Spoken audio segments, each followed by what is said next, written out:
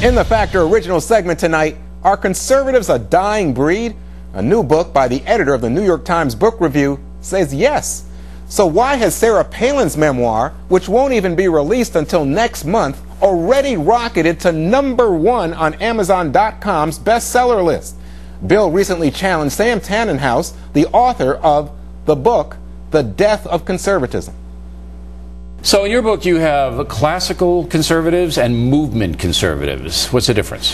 Well, I think classical conservatives believe in the idea of governance, the idea that our elected officials are there to help us run our society, that they see society and politics, the vehicles of politics, as important to keeping us all together. Movement conservatism, I think, is more about a kind of culture war.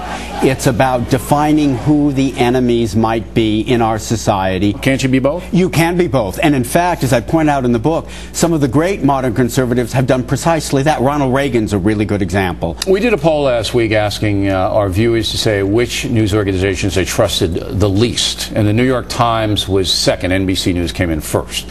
Why do so many people, conservatives, moderates, libertarians, have a problem with the New York Times? Well, I think because the New York Times is a liberal newspaper. But it's more than a liberal newspaper. It attacks me all the time. It attacks people like me. And you're 12-to-1 liberal to conservative columnists. 12-to-1. Well, I think there we make a distinction, or I would, between liberal and left. To me, leftism is marching in the streets in the 1960s. It's a kind of hatred of American values, American society. But I don't see a liberal president, like John F. Kennedy, for instance, as being a leftist. I think the Times falls into the liberal tradition. Could the paper be more upfront about that? I think it could be. You know, you guys got guys like Herbert and Krugman and Dowd and Frank Rich. I mean, these are bomb throwers, and they're doing all they can to diminish conservatives in this country. Now, you're the editor of the book review. And interestingly enough, your book is called The Death of Conservatism, but in the last year, you've got 15 books on the Times list, including mine, that were bestsellers. Only 3 were reviewed out of the 15. These are conservative books. 3 out of 15. Can you explain that? No, are you kidding? You don't read us. Yes, I do. All during the Iraq War. No. I'm talking about these stats. No. We were hammered week after week. I was called the king of the neocons. 3 out of 15. I 5 out of 7 attacked constantly. I still am. It seems to me, Mr. Tannenhaus, that is unfair.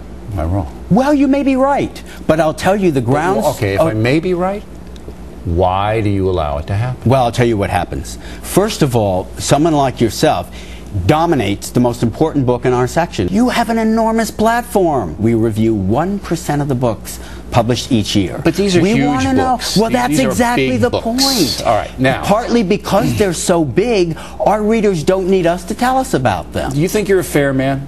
I try to be. Okay, and you're the editor of the book review. Let me throw up the illustration you put in the paper in your book review for my book, Culture Warrior. It's a caricature. No, the caricature makes me look like the devil. Oh, right? Every single. Well, look at them. Look at the faces.